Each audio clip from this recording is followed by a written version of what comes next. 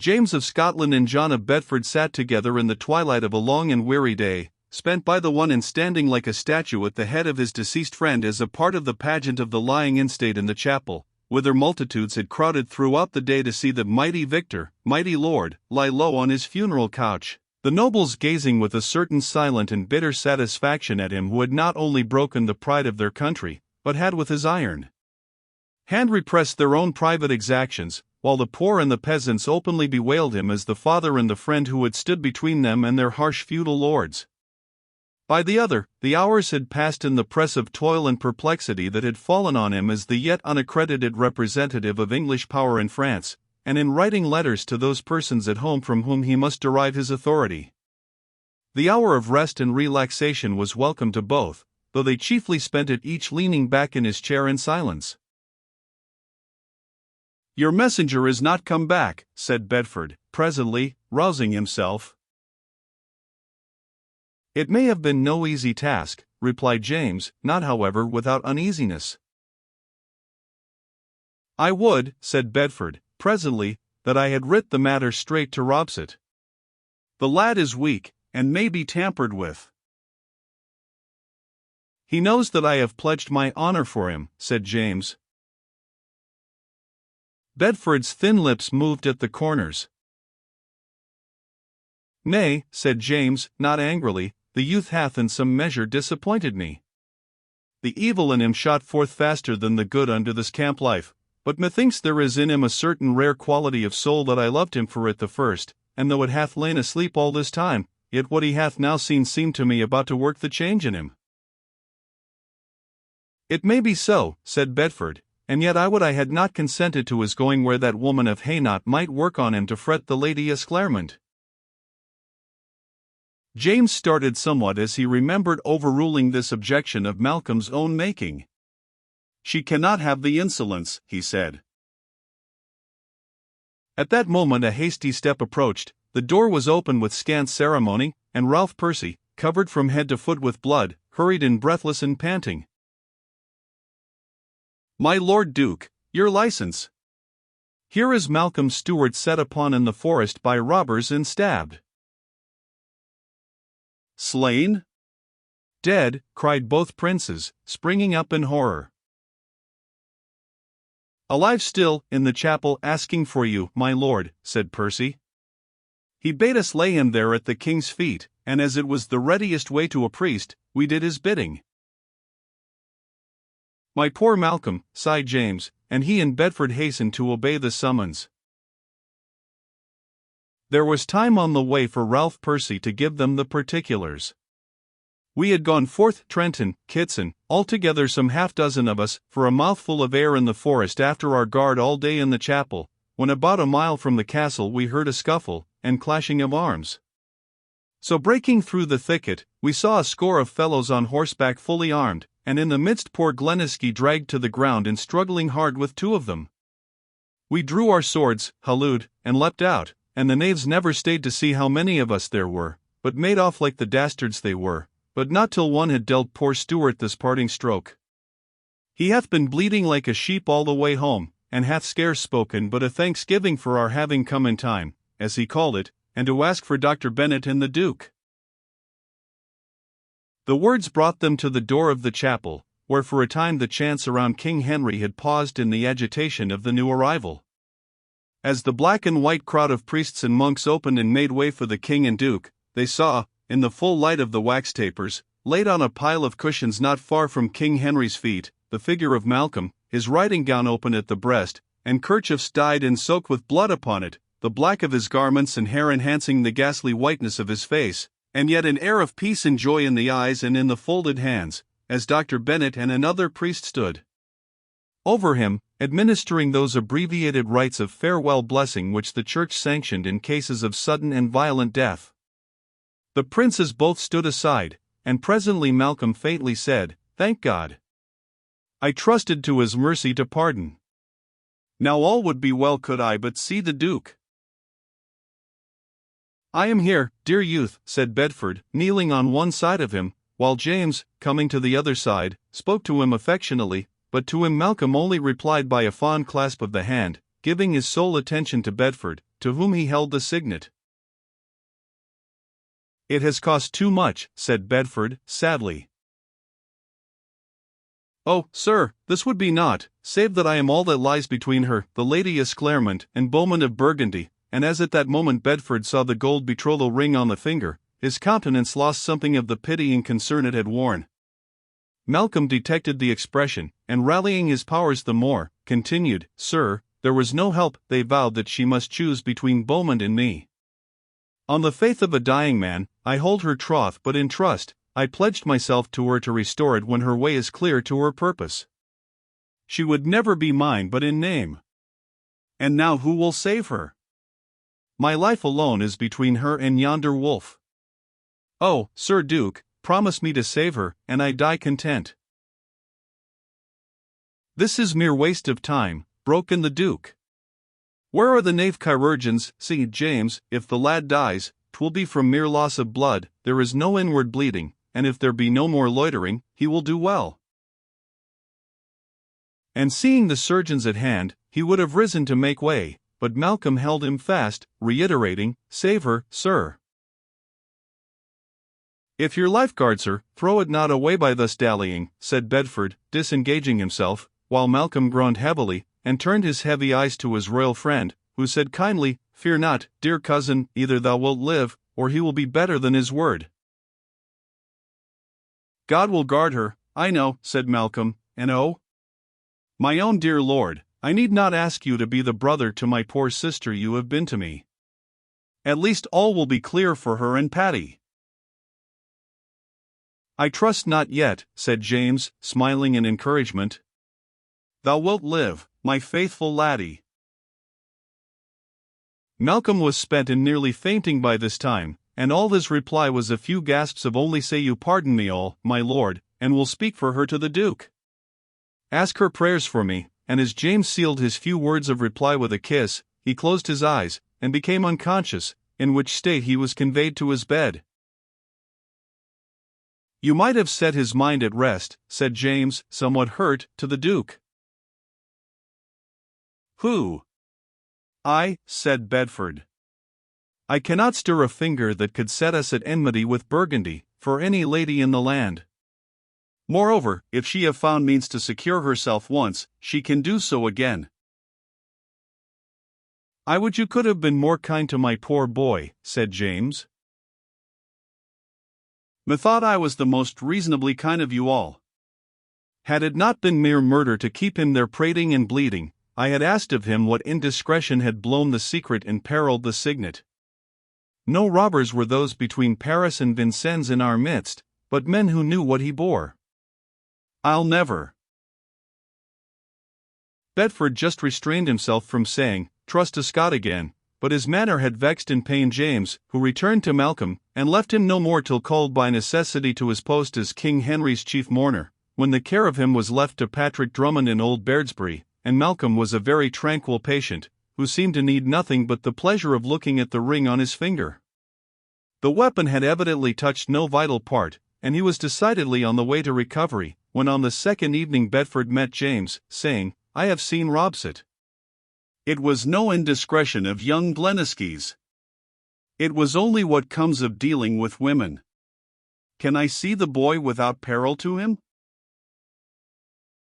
Malcolm was so much better, that there was no reason against the Duke's admission, and soon Bedford's falcon face looked down on him in all its melancholy. "Thanks, my Lord Glenisky," he said, "I thought not to be sending you on a service of such risk." "It was a welcome service," said Malcolm. Bedford's brows knitted themselves for a moment as he said, "I came to ask whether you deemed that this hurt was from a common robber or roocher."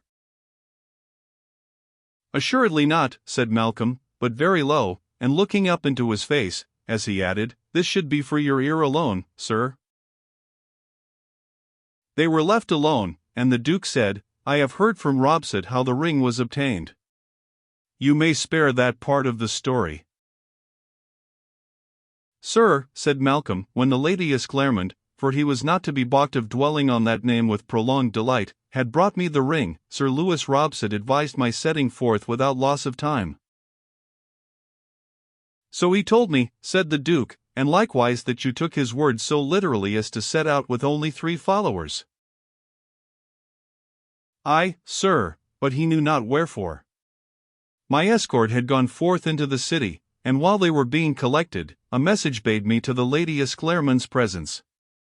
I went, suspecting not, but I found myself in presence of Madame of Hainaut, and of a veiled lady who, my lord, he paused. She was broad in form, and had a trick of gasping as though over-fat. Bedford nodded. Everyone knew Queen Isabeau by these tokens. She scarce spoke, my lord, but the Countess Jacqueline pretended to be in one of her merry moods.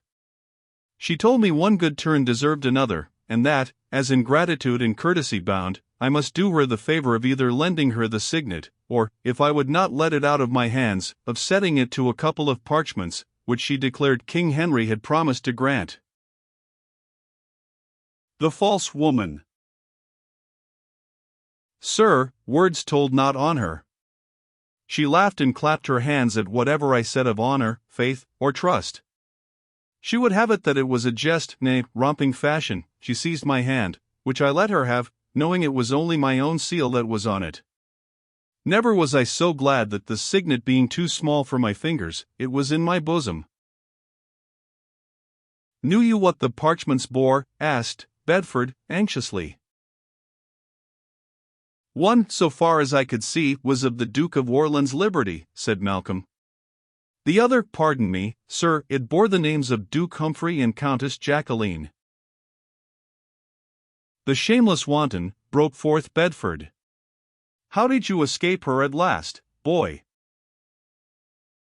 Sir, said Malcolm, turning as red as loss of blood permitted, she had not kept her hands off me. Therefore when she stood between me and the door, I told her that discourtesy was better than trust-breaking, and while she jeered at my talking out of a book of chivalry, I e'en took her by the hands, lifted her aside, opened the door, ran downstairs, and so to the stables, where I mounted with the only 3 men I could get together. Bedford could not but laugh, as he added, bravely done, Lord Malcolm, but, I fear me, she will never forgive you. What next? I left word for the other fellows to join us at the hostel by the gate, and tarried for them till I feared being here after the gates were fast, then set out without them, and rode till, just within the forest, a band of men, how many I cannot tell, were on us, and before my sword was well drawn they had surrounded me, and seized my bridle. One of them bade me submit quietly, and they would not harm me, if I would yield up that which I wist of. I said I would sooner yield my life than my trust, whereupon they mastered me, and dragged me off my horse, and were rifling me, when I, knowing the Flemish accent of that drunken fellow of the Countess's, called out, "Shame on you, Gisbert." Then it was that he stabbed me, even at the moment when the holy saints sent brave Percy and the rest to rush in upon them.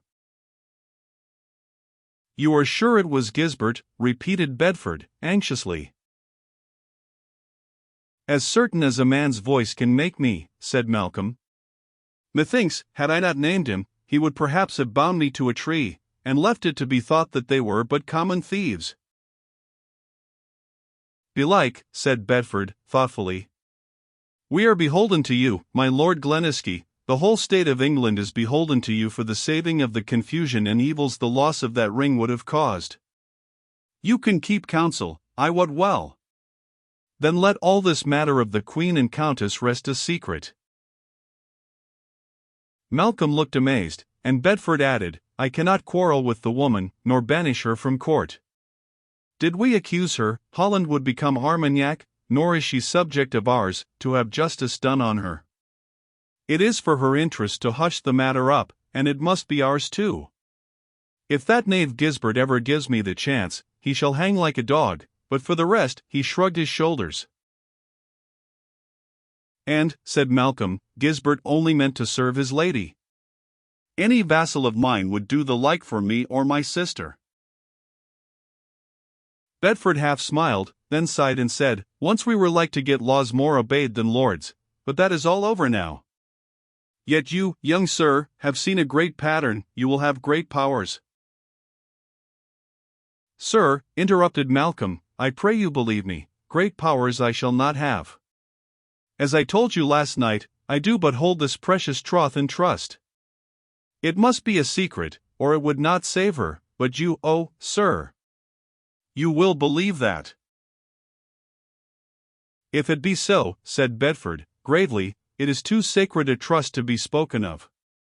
You will deserve greater honor if you keep your word, than ever you will receive from the world. Farewell, and recover fast. Malcolm did not meet with much encouragement from the few to whom he thought fit to confide the conditions of his espousal. The king allowed that he could not have acted otherwise, but was concerned at it, because of the hindrance that might for years be interposed in the way of his welfare, and secretly hoped that Malcolm, in his new capacity, would so gain on Esclairmon's esteem and gratitude, as to win her affection, and that by mutual consent they would lay aside their loftier promises, and take up their espousal where they had left it. And what James secretly desired, Sir Patrick Drummond openly recommended. In his eyes, Malcolm would be no better than a fool if he let his ladylove, with all her lands, slip through his fingers, when she was lawfully his own. Patrick held that a monastery was a good place to be nursed in if wounded, and a convenience for disposing of dull or weakly younger sons, and he preferred that there should be some holy men to pray for those who did the hard and bloody work of the world, but he had no desire that anyone belonging to himself should plunge into extra sanctity, and the more he saw Malcolm developing into a man among men, the more he opposed the notion of his dedicating himself. A man. Yes, Malcolm was rising from his bed notably advanced in manliness. As the king's keen eye had seen from the first, and as Esclairmont had felt, there was an elevation, tenderness, and refinement in his cast of character, which if left to his natural destiny would have either worn out his life early in the world, or carried him to the obscure shelter of a convent. In the novelty of the secular life, and temptations of all kinds, dread of ridicule, and the flood of excitements which came with reviving health, that very sensitiveness led him astray, and the elevated aims fell with a heavier fall when diverted from heavenly palaces to earthly ones. Self-reproach and dejection drove him further from the right course, and in proportion to the greater amount of conscience he had by nature, his character was the more deteriorating. His deeds were far less evil in themselves than those of many of his companions, but inasmuch as they were not thoughtless in him, they were injuring him more. But the sudden shock of Patrick's danger roused him to a new sense of shame. King Henry's death had lifted his mind out of the earthly atmosphere, and then the treasure of Esclairmont's pure and perfect trust seemed to be the one thing to be guarded worthily and truly. It gave him weight, drew him out of himself, lifted him above the boyish atmosphere of random self-indulgence and amusement. To be the protector who should guard her vows for the heavenly bridegroom to whom her soul was devoted, was indeed a championship that in his eyes could only have befitted Sir Galahad, and a Galahad would he strive to be, so long as the championship held him to the secular life. James and Bedford both told him he had won his spurs, and should have them on the next fit occasion, but he had ceased to care for knighthood, save in that half-consecrated aspect which he thought would render his guardianship less unmeet for Esclairmont. She had not shunned to send him a kind greeting on hearing of his wound, and by way of token a fresh leaf of vellum with a few more of those meditations from Zwolle meditations that he spelled over from Latin into English, and dwelt upon in great tranquillity and soothing of spirit during the days that he was confined to his bed. These were not many. He was on his feet by the time the funeral cavalcade was in readiness to move from Vincennes to convey Henry of Monmouth to his last resting place in Westminster Abbey. Bedford could not be spared to return to England, and was only to go as far as Calais, and James of Scotland was therefore to act as chief mourner, attended by his own small personal suite. Sir Patrick Drummond, though, shrugging his shoulders, he muttered that he should as soon have thought of becoming mourner at the foul fiend's funeral as at the King of England's, could not object to swell the retinue of his sovereign by his knighthood, and though neither he nor Malcolm were in condition for a campaign, both could ride at the slow pace of the mournful procession. The coffin was laid on a great car, drawn by 4 black horses, and surmounted by Henry's effigy, made in boiled leather and colored to the life, robed in purple and ermine, crown on head, scepter and orb in either hand. The great knights and nobles rode on each side, carrying the banners of the saints, and close behind came James and Bedford, each with his immediate attendants, then the household officers of the king, Fitzhugh as chamberlain, Montague as cupbearer, Ralph Percy and his other squires, and all the rest. 400 men-at-arms in black armor, with lances pointed downwards, formed the guard behind, and the vanguard was of clergy, robed in white, bearing banners and wax lights, and chanting psalms. At the border of every parish, all the ecclesiastics thereto appertaining, parochial, chantry, and monastic, turned out to meet the procession with their tapers, escorted it to the principal church, performed mass there, if it were in the forenoon, and then accompanied the coffin to the other limit of their ground, and consigned it to the clerks of the next parish. At night, the royal remains always rested in a church, guarded by alternate watches of the English men-at-arms, and sung over by the local clergy, while the escort were quartered in the town, village, or abbey where the halt chanced to be made. Very slow was this progress, almost like a continual dream was that long column, moving on white in front, black behind, when seen winding over a hill, or, sometimes, the banners peering over the autumn foliage of some thicket, all composed to profound silence and tardy measured tread, while the chants rose and fell with the breeze, like unearthly music. Many moved on more than half asleep, and others of the younger men felt like Ralph Percy, who, for all his real sorrow for the king, declared that, were it not for rushing out, morning and evening, for a bathe and a gallop, to fly a hawk or chase a hare, he should some day run crazed, blow out all the wax lights, or play some mad prank to break the intolerable oppression. Malcolm smiled at this, but to him, still in the dreamy inertness of recovery, this tranquil onward movement in the still autumn weather had something in it of healing influence, and the sweet chants, the continual offices of devotion, were accordant with his present tone of mind, and deepened the purpose he had formed. Queen Catherine and her ladies joined the funeral march at Rouen, or rather followed it at a mile's interval, but the two trains kept apart, and only occasional messages were sent from one to the other. Some of the gentlemen, who had a wife or sister in the Queen's suite, would ride at nightfall to pay her a hasty visit, but Malcolm, though he longed to be sent, durst not intrude upon Esclairmont, and the Duke of Bedford was not only forced to spend all the evening and half the night in business, but was not loath to put off the day of the meeting with his dear sister Catherine, to say nothing of the woman of Hainaut. Therefore it was not until all had arrived at Calais, or a fleet was waiting to meet them, that any visits were openly made by the one party to the other. Bedford and James went together to the apartments of the Queen, and while they saw her in private, Malcolm came blushing towards Esclairmont, and was welcomed by her with a frank smile, outstretched hand, and kind inquiry after his recovery. She treated him indeed as a brother, as one on whom she depended, and had really wished to see and arrange with. She told him that Alice Montague and her husband were returning to England, and that her little friend had so earnestly prayed her to abide with her at Middleham for the present, that she had consented until such time as the way be open, said Esclairmont, with her steady patient smile. Malcolm bowed his head. "I am glad you will not be forced to be with your countess," he said. "My poor lady! Maybe I have spoken too plainly. But I owe her much. I must ever pray for her. And you, my lord?" "I," said Malcolm, "shall go to study at Oxford. Dr. Bennet intends returning thither to continue his course of teaching, and my king has consented to my studying with him. It will not cut me off, lady, from that which you permit me to be. King Henry and his brothers have all been scholars there." "I understand," said Esclairmont, slightly coloring. "It is well. And truly I trust that matters may be so guided, that care for me may not long detain you from more lasting vows, be they of heaven or earth." "Lady," said Malcolm, earnestly, "none who had been plighted to you could pledge himself to aught else save one above."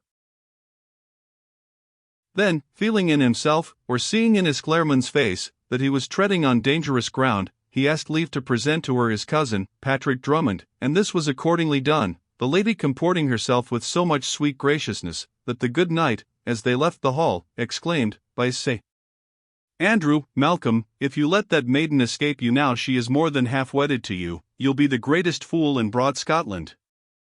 Why, she is a very queen for beauty, and would rule Glenisky like a princess and defend the castle like Black Agnes of Dunbar herself. If you give her up, you'll be no better than a clod."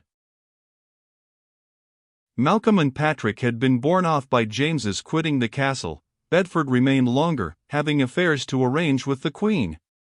As he left her, he too turned aside to the window where Esclairmonde sat as usual spinning, and Lady Montague not far off, but at present absorbed by her father, who was to remain in France.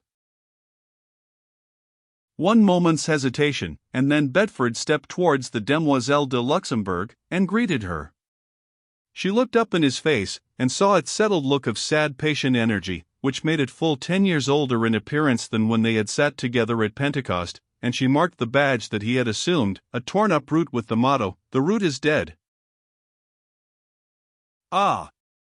My lord, things are changed," she could not help saying, as she felt that he yearned for comfort. "Changed indeed," he said, "God's will be done. Lady," he added, "you what of that which once passed between us? I was grieved at first that you chose a different protector in your need." "You could not, my lord," faltered Esclairmonde, crimson as she never had been when speaking to Malcolm.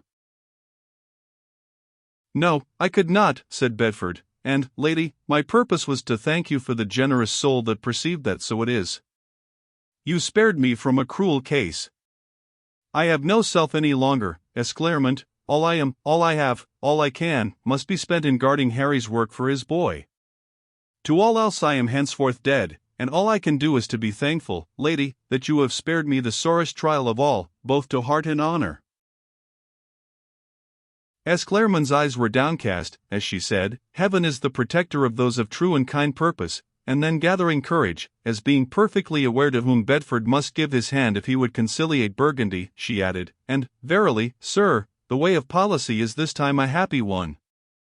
Let me but tell you how I have known and loved gentle Lady Anne." Bedford shook his head with a half-smile and a heavy sigh. "Time fails me, dear lady," he said, "and I cannot brook any maiden's praise, even from you. I only wait to ask whether there be any way yet left wherein I can serve you. I will strive to deal with your kinsman to restore your lands." "Hold," said Esclairmonde.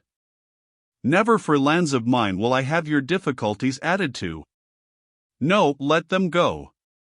It was a vain, proud dream when I thought myself most humble, to become a foundress, and if I know my kinsman, they will be too much angered to bestow on me the dower required by a convent.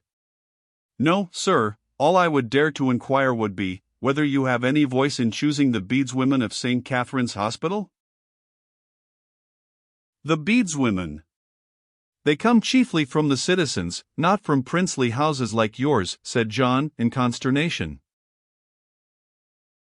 "I have done with princely houses," said Esclairmonde. "A Flemish maiden would be of no small service among the many whom trade brings to your port from the Netherlands, and my longing has ever been to serve my lord through his poor and afflicted." "It is my father's widow who holds the appointments," said John. "Between her and me there hath been little goodwill, but my dear brother's last act towards her was of forgiveness. She may wish to keep well with us of the Regency, and more like still, she will be pleased that one of so great a house as yours should sue to her. I will give you a letter to her, praying her to remember you at the next vacancy, and mayhap, if the Lady Montague could take you to visit her, you could prevail with her. But, surely, some nunnery more worthy of your rank." "There is none that I should love so well," said Esclairmonde, smiling. "Mayhap I have learnt to be a vagabond, but I cannot but desire to toil as well as pray." "And you are willing to wait for a vacancy?" "When once safe from my kinsman in England, I will wait under my kind Alice's wing till it becomes expedient that yonder gentleman be set free." "You trust him," said Bedford. "Entirely," responded Esclairmonde, heartily. "Happy lad," half sighed the Duke, but, even as he did so, he stood up to bid the lady adieu, lingering for a moment more, to gaze at the face he had longed for permission to love, and thus take leave of all his youth and joy, addressing himself again to that burthen of care which in 13 years laid him in his grave at Rouen. As he left the castle and came out into the steep fortified street, Ralph Percy came up to him, laughing. "Here, my lord, are those two honest Yorkshire knights running all over Calais to make a petition to you? What, Trenton and Kitson? I thought their year of service was up, and they were going home. "Aye, my lord," said Kitson, who with his comrade had followed close in Percy's wake, "we were going home to bid Mistress Agnes take her choice of us, but this morn we've met a pursuivant that is come with Norroy King at arms, and what doth he but tell us that no sooner were our backs turned, than what doth Mistress Agnes but wed outright one Tom of the Lee, a sneaking rogue that either of us would have beat black and blue, had we ever seen him utter a word to her? A knight's lady, not to say too, as she might have been. So, my lord, we not being willing to go home and be a laughing-stock, crave your license to be of your guard as we were of King Harry's, and show how far we can go among the French. And welcome, no good swords can be other than welcome, said Bedford, not diverted as his brother would have been, but with a heartiness that never failed to win respectful affection. Long did James and Bedford walk up and down the castle court together, while the embarkation was going on. The question weighed on them both whether they should ever meet more, after 18 years of youth spent together. "Youth is gone," said Bedford. "We have been under a mighty master, and now God help us to do his work." "You," said James, "but for me it is like to be the library and the Round Tower again." "Scarcely," said Bedford, "the Beauforts will never rest till Joan is on a throne." James smiled. "Aye," said Bedford, "the Bishop of Winchester will be no small power, you will find. Would that I could throw up this France and come home, for he and Humphrey will clash forever. James, and you love me, see Humphrey alone, and remind him that all the welfare of Harry's child may hang on his forbearance on union with the bishop. Tell him, if he ever loved the noblest brother that ever lived, to rein himself in, and live only for the child's good, not his own. Tell him that Bedford and Gloucester must be nothing henceforth, only heads and hands doing Harry's will for his babe. Oh, James, what can you tell Humphrey that will make him put himself aside? You have writ to him Harry's words as to Dame Jack? The wanton. I have, and if you can whisper in his ear that matter of Malcolm and the signet, it might lessen his inclination. But," he sighed, "I have little hope, James. I see nothing for Lancaster but that which the old man at York invoked upon us. Yet, when I look at you and Humphrey, and think of the contrast with my own father's brethren, I see nothing but hope and promise for England," said James. "We must do our best, however heavy-hearted," said John of Bedford, pausing in his walk, and standing steadfast. "The rod becomes a palm to those who do not freshly bring it on themselves. May this poor child of Harry's be bred up so that he may be fit to meet evil or good." "Poor child," repeated James. "Were he not there, and you?" "Peace, James," said Bedford, "it is well that such a weight is not added. While I act for my nephew, I know my duty; were it for myself, methinks I should be crazed with doubts and questions. Well, as a messenger came up with tidings that all was ready, fare thee well, Jamie. In you I lose the only man with whom I can speak my mind, or take counsel. You'll not let me gain a foe, as well as lose a friend, when you get home?" "Never, in heart, John," said the king. "As to hand, Scotland must be to England what she will have her. Would that I saw my way thither! Windsor will have lost all that made captivity well nigh sweet. And so farewell, dear brother. I thank you for the granting to me of this sacred charge." And so, with hands clasped and wrung together, with tears raining from James's eyes, and a dry settled melancholy more sad than tears on John's countenance, the two friends parted, never again to meet, each to run a course true, brave, and short, extinguished the one in bitter grief, the other in blood. On All Saints' Day, while James stood with Humphrey of Gloucester at the head of the grave at Westminster, where Henry's earthly form was laid to rest amid the kings his fathers, amid the wail of a people as sorrowful as if they knew all the woes that were to ensue, Bedford was in like manner standing over a grave at the Royal Abbey of St. Denis. He, the victor's brother, represented all the princely kindred of Charles VI. of France, and, with his heart at Westminster, filled the chief mourner's place over the king who had pined to death for his conqueror. The same infant was proclaimed king over each grave heir to France and England, to Valois and Lancaster. Poor child, his real heirloom was the insanity of the one and the doom of the other. Well for him that there was within him that holy innocence that made his life a martyrdom.